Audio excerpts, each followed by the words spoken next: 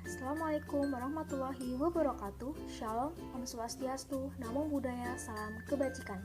Kami dari kelompok 18 Internet of Things kelas D akan menampilkan video pembelajaran mengenai proses penyelesaian perkara tata usaha negara di Pengadilan Tata Usaha Negara. Sebelum masuk ke materi, kami akan menunjukkan nama-nama anggota dari kelompok 18. Berikut adalah materi yang akan kami bahas. Yang pertama yaitu tujuan terbentuknya Pengadilan Tata Usaha Negara. Yang kedua, pengertian sengketa tata usaha negara. 3. Dasar hukum yang digunakan dalam penyelesaian sengketa tata usaha negara. 4.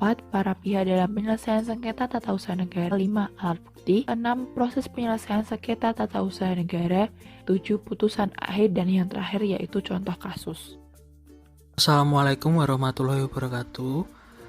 Perkenalkan, nama saya Atika Mahendra Satya dengan NIM 398. Saya akan memaparkan materi mengenai tujuan dibentuknya Peradilan Tata Usaha Negara dan sengketa tata usaha negara. Peradilan Tata Usaha Negara atau Pratun merupakan lingkungan peradilan yang terakhir dibentuk, yang ditandai dengan disahkannya Undang-Undang Nomor 5 Tahun 1986 pada tanggal 29 Desember 1986. Adapun tujuan dibentuknya Peradilan Tata Usaha Negara adalah untuk mewujudkan tata kehidupan negara dan bangsa yang sejahtera, aman, tentram, serta tertib yang dapat menjamin kedudukan warga masyarakat dalam hukum dan menjamin terpeliharanya hubungan yang serasi, seimbang, serta selaras antara aparatur di bidang tata usaha negara dengan para warga masyarakat. Dengan terbentuknya Peradilan Tata Usaha Negara, menjadi bukti bahwa Indonesia adalah negara hukum yang menjunjung tinggi nilai-nilai keadilan, kepastian hukum, dan hak asasi manusia. Selanjutnya, saya akan memaparkan materi mengenai sengketa tata usaha negara. Di dalam pasal 1, angka 10, Undang-Undang Nomor 51 Tahun 2009, dijelaskan bahwa sengketa tata usaha negara adalah sengketa yang timbul dalam bidang tata usaha negara antara orang atau badan hukum perdata dengan badan atau pejabat tata usaha negara, baik di pusat maupun di daerah, sebagai akibat dikeluarkannya keputusan tata usaha negara, termasuk sengketa kepegawaian berdasarkan peraturan perundang-undangan yang berlaku. Sekian dari saya, terima kasih. Halo everyone, perkenalkan nama saya Adam Adira Noval dengan NIM 394. Di sini, saya akan menjelaskan dasar hukum yang digunakan dalam penyelesaian sengketa tata usaha negara.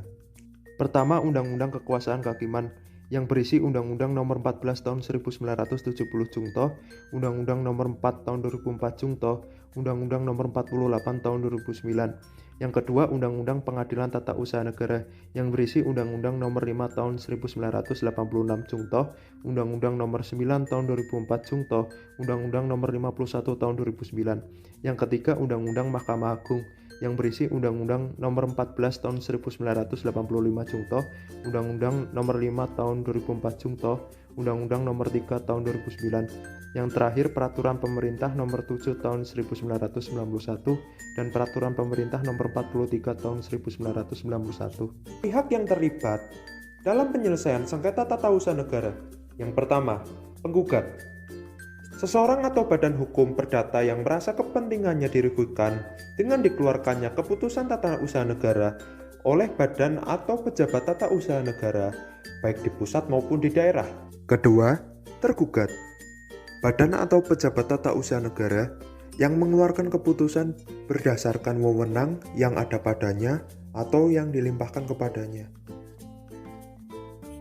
Halo, perkenalkan nama saya Fionidia Fitria Rafrianti dengan NIM 0395. Di sini saya akan menyampaikan materi mengenai alat bukti yang digunakan dalam penyelesaian sengketa tata usaha negara dan proses penyelesaian sengketa tata usaha negara di Pengadilan Tata Usaha Negara. Yang pertama mengenai alat bukti. Alat bukti yang digunakan dalam penyelesaian sengketa tata usaha negara ini sudah diatur dalam pasal 100 Undang-Undang PT-UN. Apa aja sih alat buktinya? Alat buktinya ini berupa surat atau tulisan, keterangan ahli dan saksi, pengakuan para pihak, serta pengetahuan hakim. Selanjutnya kita masuk pada materi inti, yaitu proses penyelesaian sengketa tata usaha negara di Pengadilan Tata Usaha Negara. Prosesnya itu ada dua macam, salah satunya yaitu upaya administratif yang sudah diatur ke dalam pasal 48 Jo, pasal 51 ayat 3 Undang-Undang Nomor 5 Tahun 1986. Upaya administratif ini dapat ditempuh apabila seseorang atau badan hukum perdata tidak puas terhadap keputusan tata usaha negara. Terdapat prosedur dalam proses tersebut. Yang pertama, upaya keberatan administrasi, yaitu penyelesaian sengketa tata usaha negara yang dilakukan sendiri oleh badan atau pejabat tata usaha negara yang berwenang. Yang kedua, upaya banding administrasi, yaitu penyelesaian sengketa tata usaha negara yang dilakukan oleh instansi atasan yang berwenang memeriksa ulang keputusan untuk mengeluarkan keputusan tata usaha negara. Dan yang terakhir, ada upaya penyelesaian banding administrasi melalui jalur peradilan yang sudah diatur dalam ketiga pasal di atas. Intinya, upaya penyelesaian ini dapat dilakukan langsung oleh Pengadilan Tinggi Tata Usaha Negara. Perkenalkan, nama saya Zaran Fardan Wahyudi dengan NIM 354. Saya akan mempresentasikan tentang proses penyelesaian sengketa TUN. Gugatan melalui PT-UN. Pertama, sengketa TUN konvensional. PT-UN, upaya hukum 1 banding ke PT-TUN. 2, kasasi KMA, Undang-Undang PT-UN. Kemudian sengketa keterbukaan informasi publik, PT-UN, upaya hukum kasasi KMA, Undang-Undang Nomor 14 Tahun 2008, Perma Nomor 2 Tahun 2011. Yang ketiga, sengketa TUN pemilu, PT-TUN, upaya hukum kasasi KMA, Undang-Undang Nomor 8 Tahun 2012 dan Perma Nomor 6 Tahun 2012, Undang-Undang Nomor 1 Tahun 2015, Jo, Undang-Undang Nomor 8 Tahun 2015.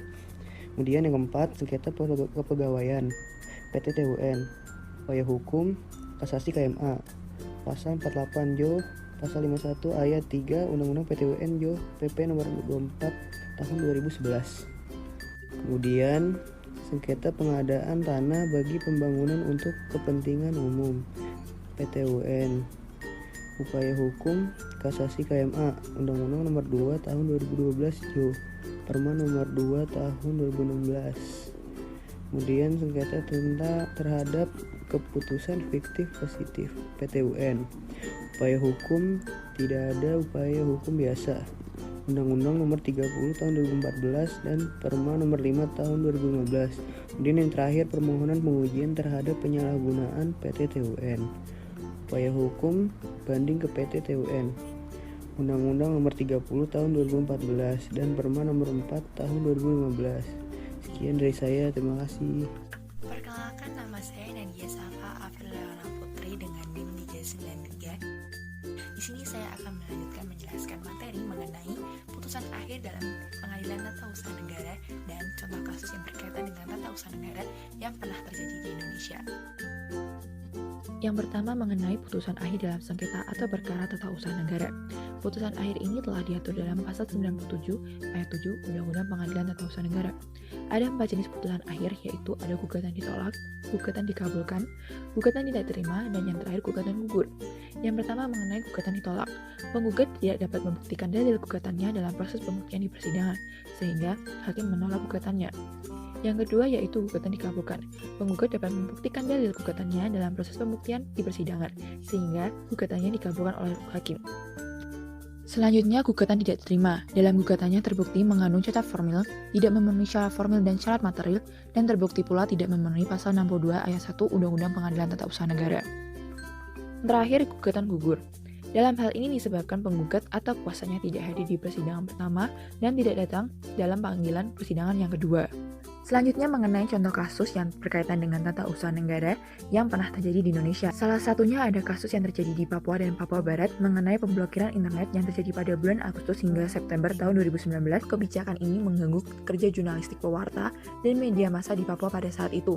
Selain itu, pemutusan internet di Papua telah melanggar Undang-Undang Pasal 40 tahun 1999 tentang pers dan Undang-Undang Pasal 12 tahun 2005 yang mengatur kebebasan mencari, menerima, serta memberi informasi. Gugatan ini pun akhirnya dikabulkan oleh Hakim Pengadilan Tata Usaha Negara Jakarta dan hakim menilai ini telah menyalahi beberapa ketentuan perundang-undangan, yaitu Pasal 40 ayat 2A dan 2B Undang-Undang Informasi Transaksi Elektronik yang merupakan dasar hukum Kemenkominfo. Hakim Pengadilan Tata Usaha Negara pun juga menghukum Menkominfo dan Presiden Joko Widodo untuk membayar perkara secara tanggung renteng sebesar Rp457.000. Terima kasih telah menonton video pembelajaran ini hingga usai. Jangan lupa klik tombol like dan share ke teman-teman kalian agar dapat menambah ilmu pengetahuan mengenai hukum. Thank you for watching.